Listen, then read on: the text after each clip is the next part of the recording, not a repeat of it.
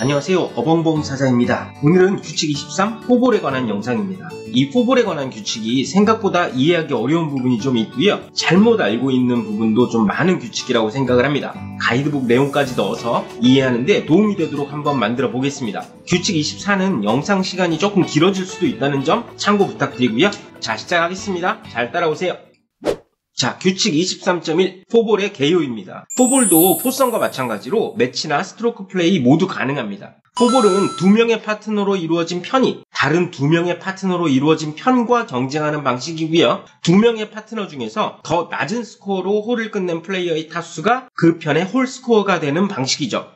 여기에 보면 포볼의 변형으로는 베스트볼로 알려진 매치 플레이 방식이 있다라고 되어 있죠. 이 방식을 더 잘 친 샷을 골라서 플레이하는 방식이라고 잘못 알고 있는 분들이 많은 것 같아요. 하지만 베스트볼 방식은 포볼 매치의 변형 방식이에요. 포볼은 2명의 파트너가 각자 자신의 볼을 플레이하지만 베스트볼 방식은 1대2 또는 1대3의 방식입니다. 한 명의 플레이어가 2명 또는 3명의 파트너로 이루어진 편과 경쟁하는 방식이고요. 한 명의 플레이어는 혼자 홀을 플레이하고요. 다른 편은 각자 자신의 볼을 플레이하는 2명 또는 3명의 파트너로 이루어져 있어요. 다른 편은 각자 자신의 볼을 플레이하고 홀을 마친 후에 그 편에서 가장 좋은 스코어를 낸 플레이어의 스코어가 그 편의 홀 스코어가 되는 거예요. 이 스코어와 혼자 플레이한 플레이어의 스코어와 비교해서 그 홀의 승패를 가리게 되는 것이죠. 베스트볼 방식보다는 어쩌면 베스트 스코어 방식이라고 해야 더 맞지 않을까 개인적으로는 생각을 합니다. 가이드북에 설명된 스크램블 방식을 잠깐 보죠. 일반적으로 좋은 볼을 선택해서 플레이하는 방식은 베스트볼 방식이 아니고요, 스크램블 방식이에요. 기본적인 스크램블 방식은 둘이나 셋 또는 4명이 한 팀을 이루어서 플레이하는 방식이고요. 만약 3명이 하나의 팀을 이룬 스크램블 방식이라면 각자 자신의 볼을 티샷하고 그 티샷 중에서 하나를 선택해서 다시 3명이 그 지점에서 두 번째 샷을 하고 홀에 들어갈 때까지 이런 방식으로 플레이하는 방식이에요. 자, 규칙 23.2 포볼의 스코어 산정 방법을 보죠. 매치든 스트로크 플레이든 두 파트너가 모두 홀아웃 했다면 더 낮은 타수가 그 편의 홀 스코어가 될 것이고, 한 파트너만 홀아웃을 했다면 그 파트너의 타수가 그 편의 홀 스코어가 될 것이에요. 포볼 스트로크 플레이라면 2명의 파트너 중에서 1명만 홀아웃을 해도 됩니다. 하지만 스트로크 플레이니까 2명의 파트너 중에서 적어도 1명은 반드시 홀아웃을 해야 하고요. 두 파트너 모두 같은 홀에서 홀아웃을 하지 않고 그 잘못을 제때 바로잡지 않는다면 그 편은 규칙 3.3C에 따라서 실격되게 됩니다. 이 내용은 뒤에 한 번 더 설명하겠습니다. 포볼 매치라면 2명의 파트너 중 1명만 홀아웃을 해도 되고 둘 다 홀아웃을 하지 않는 경우도 있을 거예요. 두 파트너 모두 컨시드를 받은 경우도 있을 것이고 그 편에서 그 홀을 포기한 경우도 있을 것이니까요. 자, 스트로크 플레이 포볼 방식이라면 스트로크 플레이잖아요. 그러니까 규칙 3.3B에 따라서 반드시 마커가 그 편의 홀 스코어를 그로스 스코어로 스코어 카드에 기록을 해야 합니다. 두 파트너의 스코어를 모두 기록해도 되고 한 파트너의 스코어만 기록할 수도 있어요. 자, 포볼 스트로크 플레이의 스코어 카드 예를 보면 이렇게 편의 스코어를 기록하는 칸이 따로 있어요. 마커는 이 칸에 두 파트너의 각각의 홀 스코어를 기록하면 되는 것이고요. 아래에 있는 편 스코어는 스코어 카드가 제출된 뒤에 위원회가 둘 중 한 명의 스코어를 그 편의 스코어로 집계하여 기록하는 칸입니다. 마커가 기록한 스코어는 어느 스코어가 어느 파트너의 것인지 명백하게 구분되어야 합니다. 이 말은 각 파트너의 홀 스코어는 그 스코어를 낸 파트너와 정확하게 일치를 해야 한다는 말입니다. 예를 한번 들어볼게요. A와 B가 편인 포볼 스트로크 플레이에서 A는 어떤 홀에서 홀을 포기하고 볼을 집 올렸고요. B는 4타 만에 홀아웃을 했는데 마커가 홀아웃을 하지 않은 A의 스코어를 4로 기록하고 B의 스코어는 기록하지 않은 거예요. 마커가 기록한 홀 스코어가 그 스코어를 낸 파트너와 일치하지 않은 것이죠. 그 편이 이것을 확인하지 않고 스코어 카드를 제출하면 그 편은 실격 페널티를 받게 되는 것이에요. 포선 방식과 마찬가지로 포볼 스트로크 플레이에서도 파트너 중 한 명만 그 스코어 카드를 확인하고 서명하면 됩니다. 자, 스트로크 플레이 포볼 방식에서 위원회는 핸디캡 경기라면 핸디캡을 적용하고 어느 스코어를 그 편의 홀 스코어로 집계할 것인지 결정할 책임을 가지고 있습니다. 하나의 스코어만 기록되었다면 당연히 그 스코어를 그 편의 홀 스코어로 위원회가 집계할 것이고요. 두 파트너의 홀 스코어가 모두 기록되었다면 더 낮은 스코어를 그 편의 스코어로 집계하겠죠. 그리고 두 파트너의 홀 스코어가 같다면 위원회는 둘 중 하나를 그 편의 스코어로 집계할 수 있어요. 그리고 두 명의 타수가 같았던 경우에는 어떤 이유로든 위원회가 집계한 스코어가 잘못된 스코어로 밝혀질 경우에 위원회는 다른 스코어를 그 편의 스코어로 집계한다 라고 되어 있습니다. 이 말도 쉽게 이해되는 문장은 아니죠. 자, 가이드북을 보면 설명을 드릴게요. A와 B가 한 편인 스트로크 플레이 4볼 5번 홀에서 두 파트너 모두 네타로 홀아웃을 했고 마커는 두 파트너의 스코어를 모두 기록했어요. 위원회는 두 파트너의 스코어가 같았기 때문에 5번 홀의 편 스코어를 A의 스코어로 집계했어요. 그런데 스코어 카드가 제출되고 나서 A가 5번 홀 플레이 중에 일반 구역에 있던 볼을 특별한 이유도 없이 집어 올렸던 것이 알려진 거예요. 위원회는 A에게 사실 확인을 하고 볼을 확인할 합리적인 이유가 없었다고 결론을 내렸어요. 이 경우는 규칙 7.3에 따라서 1벌타를 받아야 하잖아요. 하지만 스코어 카드 제출 전에는 A와 B 모두 그것이 규칙 위반이라는 것을 몰랐어요. 그 경기가 종료되기 전에 그 잘못이 발견된 경우이니까 위원회는 해당 홀의 A의 타수에 1벌타를 추가할 거예요. 자, 이제 A의 홀스코어는 5타, B는 4타가 되었어요. 그런데 위원회가 A의 홀스코어를 편의 스코어로 집계했으니까 그 편의 홀스코어는 5타로 수정될까요? 여기서 중요한 것은 두 명의 파트너가 낸 5번 홀의 홀스코어가 같았다는 것이에요. 바로 이 경우가 어떤 이유로든 위원회가 집계한 홀스코어가 잘못된 스코어로 밝혀진 경우 위원회는 다른 스코어를 그 편의 스코어로 집계할 수 있는 상황인 것입니다. 즉 이런 경우라면 위원회는 B의 스코어로 다시 편의 홀스코어를 집계할 수 있다는 거예요. 하지만 이렇게 다른 파트너의 홀스코어로 다시 집계할 수 있는 것은 두 파트너의 홀스코어가 같았던 경우만 가능합니다. 하지만 두 파트너의 홀스코어가 달랐던 경우는 위원회가 그 편의 스코어를 집계한 후에 그 스코어가 잘못된 것으로 밝혀졌더라도 다른 파트너의 홀스코어를 그 편의 스코어로 수정해서 집계할 수 없습니다. 가이드북을 볼게요. 어떤 홀의 스코어를 A는 4타로 B는 5타로 기록하고 제출했어요. 위원회는 A의 스코어를 그 편의 스코어로 집계했고요. 그런데 그 경기가 종료되기 전에 8번 홀에서 A가 벙커에서 스트로크를 하려고 백스윙을 하다가 클럽으로 벙커의 모래를 살짝 건드렸다는 것이 알려졌어요. 그 당시에는 두 파트너 모두 그것이 페널티를 받는 상황이라는 것을 알지 못했고요. 위원회는 그 경기가 종료되기 전에 페널티가 누락된 것을 알았기 때문에 규칙 3.3b의 사망에 따라서 A의 스코어를 6타로 수정할 거예요. 그리고 A, B 편의 최종 홀스코어는 6타가 됩니다. 위원회가 이미 집계된 편의 스코어를 다른 파트너의 홀스코어로 변경할 수 있는 경우는 A와 B의 홀스코어가 같았던 경우에만 가능하니까요.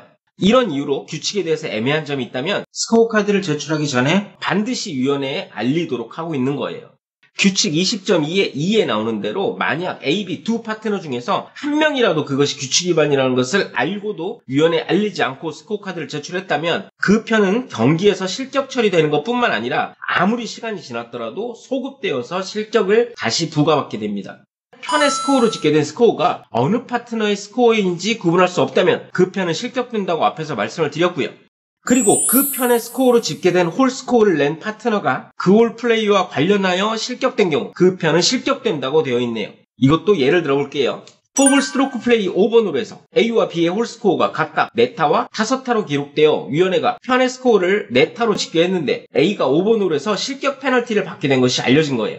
예를 들어서 A가 5번 홀을 시작하는 스트로크를 티인 구역 밖에서 했는데 그것을 모르고 5번 홀을 마치고 6번 홀에서도 티샷을 한 거예요. 그리고 그 경기가 종료되기 전에 위원회가 이 사실을 알게 되었어요. A의 스코어가 5번 홀에서 그 편의 스코어로 집계되었는데 A는 그 홀에서 실격된 것이 되잖아요. 즉 이때는 5번 홀의 편 스코어로 집계할 홀 스코어가 없는 것이 되어버리기 때문에 그 편은 그 경기 전체에서 실격되는 것이라는 말입니다. 왜? 스트로크 플레이잖아요. 한 홀이라도 스코어를 기록하지 않은 것과 마찬가지가 된 것이에요.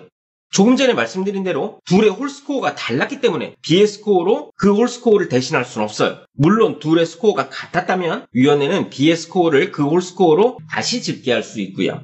포볼 규칙을 읽다 보면 그 홀에서 실격, 경기에서 실격, 이렇게 실격이 구분되는 것을 알 수 있습니다. 포볼에서의 실격은 기본 방식 경기의 실격과는 조금 다른 결을 가지고 있다는 것을 이해하면 됩니다. 뒤에 나오겠지만 잠깐 예를 들어보면 기본 방식의 스트로크 플레이거나 포선 방식의 스트로크 플레이라면 홀을 시작하는 스트로크를 티인 구역 밖에서 했거나 잘못된 볼을 플레이하고 그 잘못을 제때 바로잡지 않으면 그 경기 전체에서 실격되잖아요. 하지만 포볼 방식의 스트로크 플레이에서는 같은 홀에서 한 파트너만 관련 규칙을 위반했다면 그 파트너만 그 홀에서 실격되는 것이고요. 그 다음 홀부터는 다시 그 파트너도 플레이가 가능해요. 포볼 경기에서 플레이어가 어떤 홀에서 실격 페널티를 받더라도 그 홀을 끝낼 다른 파트너가 있잖아요. 포볼에서는 파트너 한 명만 그 편을 대표하는 것도 가능하기 때문에 한 파트너가 실격되더라도 그 경기 전체 실격이 아니라 그 홀에서만 실격되는 경우도 있습니다. 이것은 실격 페널티가 무엇이었냐에 따라서 다릅니다. 이 내용은 규칙 23.9에서 다시 한번 설명을 하겠습니다. 자, 규칙 23.3은 포볼 방식의 라운드가 시작되고 끝나는 시점과 홀이 끝나는 시점입니다. 편의 라운드는 그 편의 파트너 중 누구라도 첫 번째 홀을 시작하는 스트로크를 한 시점이 시작됩니다. 이 문장은 어찌 보면 너무 당연한데 왜 굳이 규칙에 넣었을까요? 예를 들어볼게요. A와 B가 파트너인 포볼 경기에서 A가 첫 번째 홀에서 티샷을 했고 B는 아직 티샷하기 전이에요. 그런데 B가 티샷을 하려고 드라이버를 꺼내다 보니까 연습장에서 쓰던 예비 드라이버를 빼놓지 않고 그대로 백에 꽂고 온 것을 알게 된 거예요. 결과적으로 B의 클럽 개수는 15개가 된 것이고요. 자신의 파트너가 이미 티샷을 한 후에 알게 된 것이죠. 이 경우는 B가 티샷을 하지 않았더라도 이미 A가 티샷을 했기 때문에 그 편의 라운드는 시작된 것이죠. 결국 B는 규칙 4.1B에 따라서 클럽 개수 초과 페널티를 받게 된다는 거예요. 클럽 개수 초과 페널티는 2명의 파트너에게 모두 부과되기 때문에 A도 동일한 페널티를 받게 됩니다. 이 내용도 뒤에 다시 설명할게요. 자, 라운드가 끝나는 시점은 매치에서는 어느 편이든 그 매치를 이긴 시점이고 그 매치를 비긴 상태로 끝낼 수 있다는 경기 조건이 명시된 경우 그 매치가 비긴 시점입니다. 자, 스트로크 플레이에서 라운드가 끝나는 시점은 라운드의 마지막 홀에서 두 파트너 모두 홀을 끝낸 시점 또는 한 파트너만 홀아웃하고 다른 파트너는 홀아웃하지 않고 그 홀을 끝내기로 선택한 시점입니다. 자, 홀이 끝나는 시점을 보죠. 매치에서는 두 파트너 모두 홀아웃했거나 모두 컨시드를 받은 시점이고 한 파트너는 홀아웃을 했거나 컨시드를 받았고 다른 파트너는 홀아웃하지 않기로 결정했거나 그 편의 스코어로 집계할 스코어가 없는 경우 그리고 그 홀의 결과가 결정된 시점입니다. 그 편의 스코어로 집계할 스코어가 없는 경우는 파트너가 일반 페널티를 받은 경우를 말합니다. 물론 이것은 매치에만 해당하는 거예요. 이 내용은 뒤에 다시 나올 거예요. 스트로크 플레이라면 두 파트너 모두 홀아웃했거나 한 파트너는 홀아웃하고 다른 파트너는 홀아웃하지 않기로 한 경우 또는 다른 파트너가 그 홀에서 실격된 경우입니다. 자, 규칙 23.4 포볼에서는 파트너 중에서 한 사람만 그 편을 대표하는 것도 가능해요. 즉 라운드를 할 때 반드시 파트너 2명이 다 있어야 하는 것도 아니고요. 파트너 1명이 늦었거나 오지 못했다면 다른 파트너 혼자서 그 편을 대표해서 홀을 마치는 것도 가능하고 라운드 전체를 마치는 것도 가능합니다. 그리고 어떤 홀에서 두 파트너가 다 있더라도 한 파트너만 그 홀을 플레이하는 것도 가능해요. 만약 포볼 경기에서 라운드가 시작되는 첫 번째 홀에 그 편에 한 파트너가 늦게 도착한 경우라면 어떻게 처리될까요? 또는 라운드를 시작한 후에 어떤 홀에서 파트너가 티인 구역에 늦게 도착한 경우라면요. 매치 플레이에서는 그 매치에 어떤 플레이어라도 홀을 시작했다면 부재 중이던 플레이어가 돌아왔어도 그 홀을 플레이할 수는 없어요. 같은 편의 파트너뿐만 아니라 다른 편의 플레이어 누구라도 홀을 시작하는 스트로크를 했다면 그 홀에서는 플레이를 할 수 없다는 것이죠. 하지만 스트로크 플레이에서는 그 편의 파트너가 홀을 시작하기 전이었다면 부재 중이던 플레이어도 홀 플레이에 참가할 수 있어요. 다른 편의 플레이어가 티샷을 했더라도 홀 플레이가 가능하다는 것입니다. 스트로크 플레이는 매치와 달리 그 경기에 참가한 모든 편과 경쟁하는 방식이니까 이게 허용되는 거예요. 만약 이미 홀 플레이에 참여할 수 없는 파트너가 그것을 위반하고 홀 플레이를 시작하면 그 편은 일반 페널티를 받게 됩니다. 다만 이렇게 홀플레이에 참여할 수 없는 경우라도 자신의 파트너에게 어드바이스나 그 밖에 도움을 줄 수도 있고요. 자신의 파트너를 위한 그 밖의 행동은 모두 할 수 있습니다. 뒤에 나오겠지만 파트너의 볼을 드롭하거나 플레이스, 리플레이스하는 것도 가능해요. 자, 규칙 23.5 파트너의 플레이에 영향을 미치는 플레이어의 행동입니다. 포섬에서는 하나의 볼만 플레이하기 때문에 어느 파트너든 자신들의 편에게 허용되는 행동이라면 다음 플레이할 순서와 관계없이 어떠한 행동이든 할 수 있다고 했죠. 포볼도 비슷해요. 포볼 플레이에서 플레이어가 자신의 볼과 관련해서 규칙에서 허용하는 모든 행동은 그의 파트너도 대신할 수 있어요. 즉 플레이어가 구제를 받을 때 파트너가 그 볼을 대신 드롭하는 것도 가능하고 플레이스, 리플레이스를 대신하는 것도 가능합니다. 또한 포섬과 마찬가지로 파트너끼리 서로 어드바이스를 주고받는 것도 가능하고 플레이어의 캐디가 플레이어의 파트너에게 어드바이스를 하는 것도 허용됩니다. 다만 규칙 15.3a에 나오는 대로 스트로크 플레이 포볼 경기에서 파트너들이 서로에게 또는 다른 편의 플레이어에게 도움을 주기 위해서 퍼팅 그린에 있는 볼을 그대로 놓아두기로 합의하는 것은 허용되지 않아요. 만약 누군가에게 도움이 되는 볼을 그대로 놓아두기로 합의하고 플레이하면 합의한 모든 플레이어들은 일반 페널티를 받게 됩니다. 스트로크 플레이는 그 경기에 참가한 모든 편과 경쟁하는 것이니까 부당한 이익을 얻었다면 그에 합당한 페널티를 부과하는 것이죠. 그리고 사전 합의가 없었다면 서로에게 도움이 되는 볼을 그대로 두고 플레이하는 것은 현재까지는 규칙 위반이 아닙니다.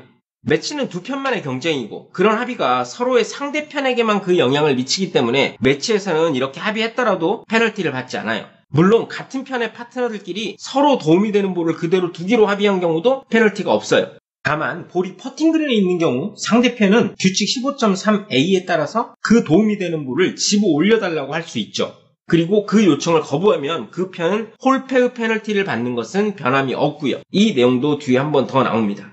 자, 규칙 23.5b, 파트너는 플레이어의 행동에 대한 책임이 있다. 이 말은 파트너의 볼이나 장비에 관련된 플레이어의 행동으로 인해서 페널티 상황이 발생했다면 그 페널티는 파트너에게 귀속된다는 말이에요. 예를 들어서 파트너의 볼을 플레이어가 대신 드롭하는데 어깨 높이에서 드롭을 했고 파트너는 그 볼을 놓인 그대로 플레이했다면 잘못된 드롭 방법에 의한 페널티를 받게 되는데 이 페널티는 드롭한 플레이어가 아니라 파트너가 받게 된다는 것이죠. 그리고 파트너가 스트로크하기 전에 플레이어가 파트너의 스트로크에 영향을 미치는 상태를 개선한 경우, 그리고 퍼팅그린을 제외한 구역에서 플레이어가 파트너의 볼을 우연히 움직이게 한 경우, 파트너의 볼을 플레이어가 집어 올릴 때 마크하지 않은 경우는 모두 그 페널티는 파트너가 받게 됩니다. 자, 규칙 23.6, 포볼에서의 편의 플레이 순서를 볼게요. 매치든 스트로크 플레이든 포볼에서는 누구든 자신의 편에게 유리한 순서로 플레이하는 것이 허용됩니다. 예를 들어서 같은 편인 파트너 2명의 볼이 일반 구역에 놓였는데 홀에서 더 가까운 볼의 파트너가 먼저 플레이해도 된다는 것이죠. 퍼팅그린에서도 홀에서 더 가까운 볼의 파트너가 먼저 플레이하는 것도 허용된다는 것이에요. 그 플레이가 자신의 파트너에게 도움이 된다고 해도 가능해요. 물론 앞에서 말한 대로 도움이 되는 볼을 그대로 두기로 합의한 경우는 제외입니다. 이때는 두 파트너 모두 일반 페널티를 받게 되고요. 예외를 한번 볼게요. 매치 플레이에서 다음 스트로크를 컨시드를 받은 후 홀 플레이를 계속할 수 있다고 나오네요. 다만 컨시드를 받은 플레이어의 볼이 자신의 파트너에게 도움이 되는 경우라면 홀 플레이를 계속하는 것이 허용되지 않아요. 이런 상황에서 플레이어가 컨시드를 받고도 홀 플레이를 계속했다면 그 플레이어의 홀스코어는 그 편의 홀스코어가 될 수 있겠지만 도움을 받고 나서 플레이한 그의 파트너의 홀스코어는 그 편의 스코어가 될 수 없어요. 자, 규칙 23.7은 클럽의 공동 사용이 가능하다는 내용입니다. 포선과 마찬가지로 포볼에서도 파트너들의 클럽의 총 합이 14개가 넘지 않으면 클럽을 공동으로 사용하는 것도 가능합니다. 규칙 23.8도 포선과 비슷해요. 즉, 규칙 10.2b의 사항은 그대로 적용되고요. 즉, 플레이어가 스탠스를 서기 시작한 이후 스트로크를 할 때까지 그의 캐디가 볼 후방의 플레이선의 연장선상이나 근처에 서 있으면 일반 페널티를 받죠. 그리고 포볼 경기에서는 제한구역에 서 있으면 안 되는 사람의 플레이어의 캐디뿐 아니라 파트너와 파트너의 캐디까지 추가됩니다.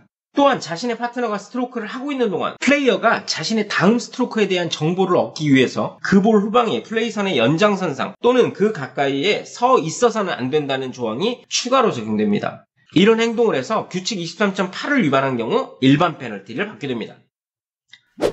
규칙 23.9는 포볼에서의 페널티에 관련된 규칙입니다. 이 내용이 꽤 복잡해요. 포볼에서 대부분의 페널티는 그 규칙 위반을 한 플레이어에게만 부과됩니다. 하지만 플레이어의 규칙 위반으로 파트너도 동일한 페널티를 받는 경우도 있고요. 앞에서 잠깐 말씀드린 대로 실격 페널티를 받더라도 해당 파트너만 그 홀에서 실격될 수도 있고요. 한 파트너의 규칙 위반으로 그 편이 경기 전체에서 실격되는 경우도 있어요. 규칙 23.9a는 포볼 경기에서 실격 페널티를 제외한 페널티를 받은 경우입니다. 이랑은 플레이어가 받은 페널티는 플레이어에게만 적용되고 파트너에게는 적용되지 않는 경우예요. 대부분의 페널티는 이렇게 그 규칙을 위반한 플레이어에게만 적용됩니다. 매치 플레이에서 플레이어가 일반 페널티를 받은 경우 그 플레이어의 홀스코어는 그 편의 스코어가 될 수 없어요.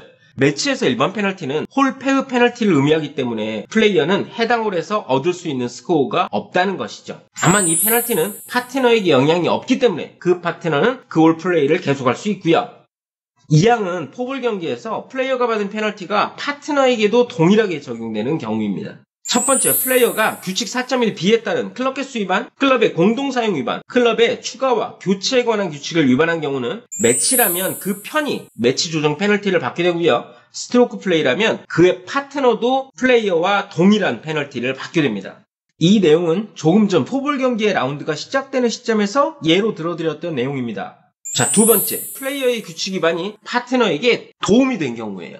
이때도 두 파트너 모두 동일한 페널티를 받게 됩니다. 그리고 이 조항은 매치와 스트로크 플레이 모두 적용됩니다. 가이드북에 나오는 예를 한번 볼게요. 파트너가 다음 스트로크를 위해서 정렬할 때 플레이어가 제한구역에 서 있었다면 그 파트너가 규칙 10.2b의 사항을 위반한 것이 되어서 일반 페널티를 받게 되죠. 또 그렇게 하는 동안 플레이어의 다음 스트로크의 브레이크가 어떻게 될지 알게 된 경우, 이 경우는 파트너의 규칙 위반으로 플레이어에게 도움이 된 경우에 해당하기 때문에 플레이어도 동일한 페널티를 받게 됩니다. 하지만 비슷한 경우라고 해서 모두 두 파트너가 페널티를 받는 것은 아닐 수도 있어요. 예를 들어서 파트너가 스트로크할 때 제한구역에 서 있었다고 해도 그것이 무조건 플레이어에게 도움이 되는 것이라고 볼 수는 없잖아요. 플레이어의 볼이 다른 지점에 있었다면 다음 스트로크에 대한 도움을 받은 것이 아닐 수도 있으니까요. 이 경우라면 파트너만 규칙 10.2b의 사항에 따른 일반 페널티를 받을 거예요.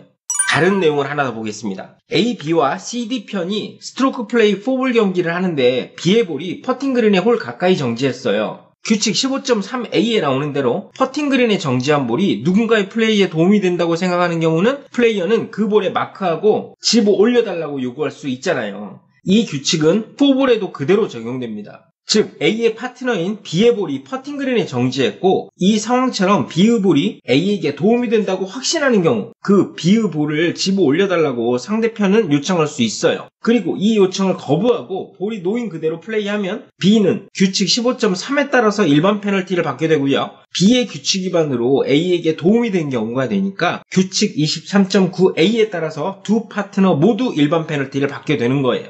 세 번째, 매치 플레이에서 플레이어의 위반으로 상대편의 플레이에 피해가 된 경우도 파트너가 동일한 페널티를 부과받게 됩니다. 이 조항은 매치에만 적용되고요. 이것도 가이드북의 예를 한번 보죠.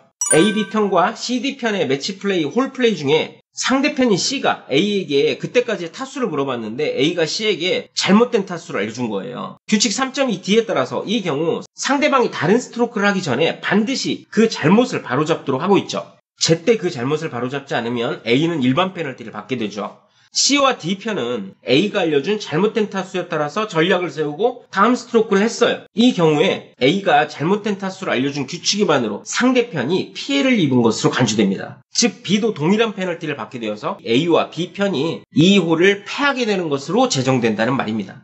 다만 예외적으로 플레이어가 잘못된 볼에 스트로크한 경우는 파트너에게 도움을 주거나 상대편에게 피해를 준 것으로 간주되지 않습니다. 그 볼이 파트너의 볼이었든 상대편의 볼이었든 관계가 없어요.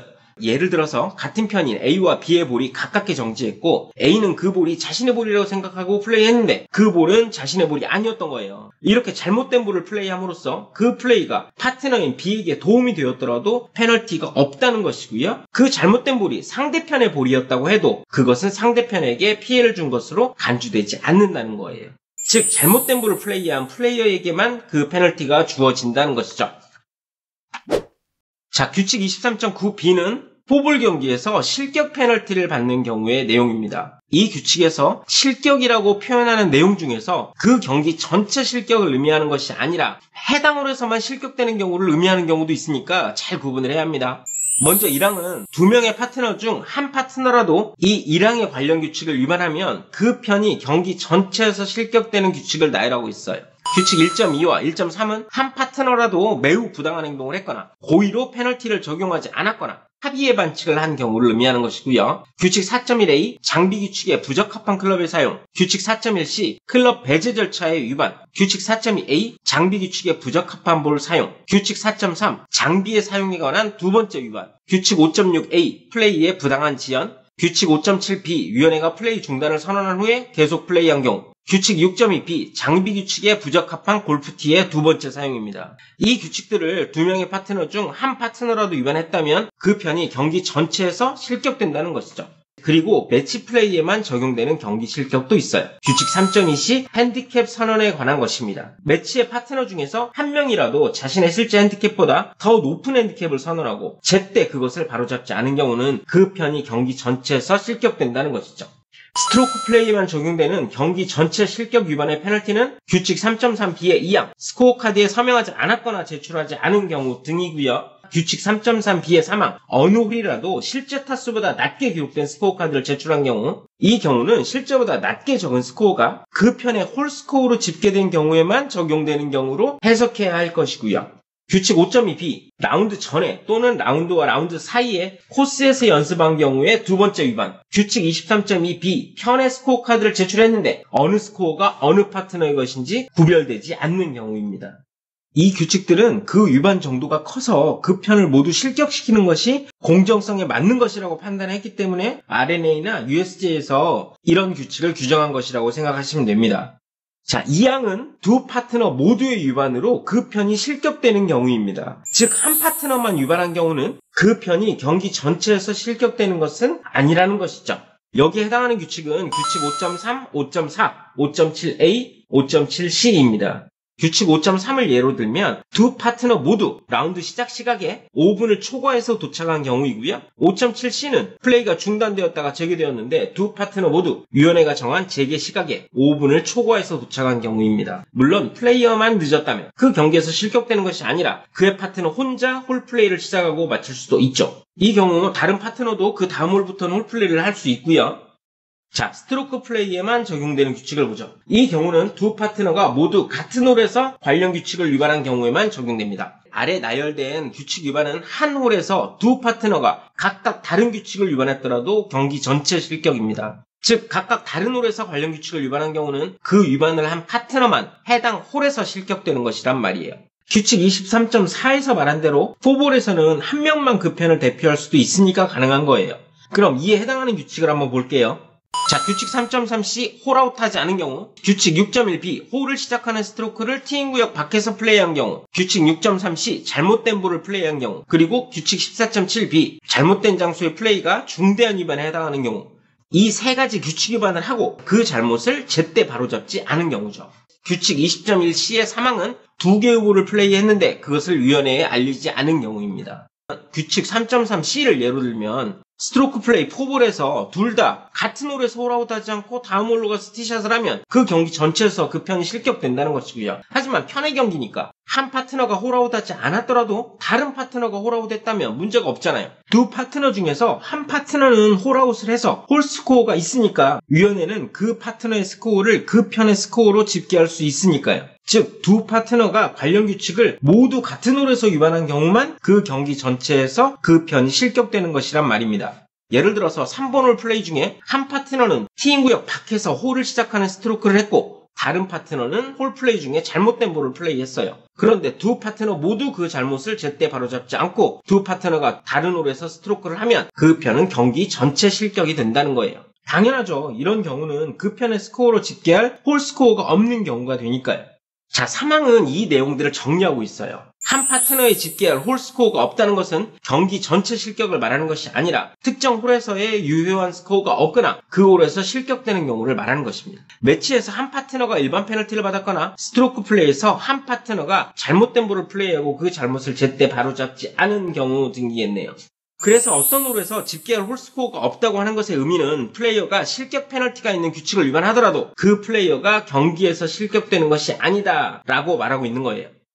자, 오늘은 규칙 23 포볼 경기 방식에 대해서 말씀드렸습니다. 내용이 결코 쉽지만은 않죠. 혼동되는 규칙도 많았을 것이라고 생각됩니다. 규칙 책도 여러 번 읽고 꼭 가이드북 내용까지 참조해서 읽어보시는 것을 추천드립니다. 다음 영상은 규칙 24 팀 경기와 규칙 25 장애를 가진 플레이어에게 수정되어 적용되는 규칙을 간단하게 정리하겠습니다. 자, 오늘도 수고하셨습니다. 감사합니다.